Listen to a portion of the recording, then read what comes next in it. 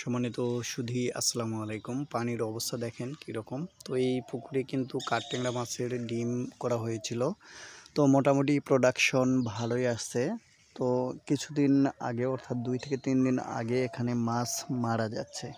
কাঠট্যাংরা সহ কিছু বাংলা মাছ সেটিং দেওয়া রয়েছে, তো সেই মাছগুলো মারা যাচ্ছে।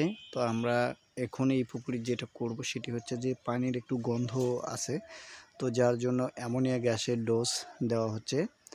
আর অ্যামোনিয়া গ্যাসের ডোজ আমাদের দেশের ছোট বড় সব ধরনের চাষি ভাইয়েরাই জানেন যে অ্যামোনিয়া গ্যাসের ডোজ কী কী। তো বন্ধুরা, আসলে অ্যামোনিয়া গ্যাসের ডোজ করা খুবই জরুরি প্রত্যেকটা চাষি ভাইদের পুকুরে, এই জন্য যাতে মাটি পচে বা মাটিতে যে বিষাক্ত গ্যাস রয়েছে সেই গ্যাসটা মাছের যেন ক্ষতি করতে না পারে।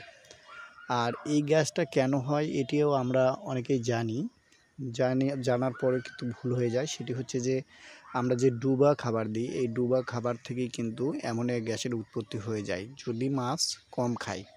আমি দিলাম হয়তো এই পুকুরে খাদ্য লাগবে ধরেন 20 কেজি, অর্থাৎ আমি দিলাম 40 কেজি, তাহলে যে অতিরিক্ত খাদ্য দেওয়া হলো এই খাদ্যটাই কিন্তু ক্ষতি করবে মাছের। তো যার জন্য আপনাদেরকে সঠিক নিয়মকানুন ফলো করে খাবার দিতে হবে। অযথা বেশি খাদ্য দিলে মাছের ক্ষতি হতে পারে, এমনকি আপনার পুকুরের মাছ মারাও যেতে পারে। আর এই যে দেখেন দোলা দোলা, তো আমরা এই যে ওষুধটা ছিটালাম এটি হচ্ছে ইউকা। এখানে ইউকা 400 ml দিলাম, যেহেতু জলার পরিমাণ 3 বিঘা। আর হচ্ছে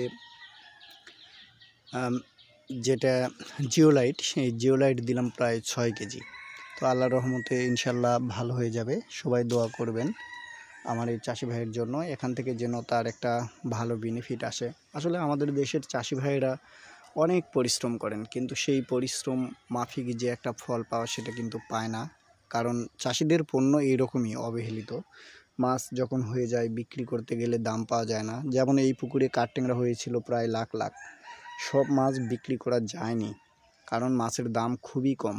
মাত্র 2000 লাইনের মাছ 700 টাকা কেজি হিসেবে বিক্রি করা হয়েছে। তাহলে বলেন একটা চাষির কয় টাকা থাকে? যদি 50 পয়সা করেও যদি পেত তাহলে আপনার হচ্ছে 1000 টাকা করে হতো কেজি, কিন্তু সেই জায়গায় দেখেন কত কম। তো আসলে চাষি ভাইয়েরা তারপরে কিন্তু থেমে নেয়, কঠোর পরিশ্রম করে যাচ্ছেন। প্রত্যেকটা চাষি ভাইয়ের জন্য আমি দোয়া করি তারা যেন তাদের সঠিক পরিশ্রম দিয়ে সফলতার স্বর্ণশিখরে পুষতে পারে। বন্ধুরা, যে যেখান থেকে এই ভিডিওটি এতক্ষণ ধৈর্য সহকারে দেখলেন সবাইকে ধন্যবাদ জানাই, এবং সবাই আমার চ্যানেলটি সাবস্ক্রাইব করে সবার মাঝে ছড়িয়ে দিবেন। আর বেশি বেশি করে আমার ভিডিওগুলো একটু শেয়ার করবেন আপনারা। তো সবাইকে ধন্যবাদ জানিয়ে এবং সকলের সুস্বাস্থ্য কামনা করে শেষ করছি।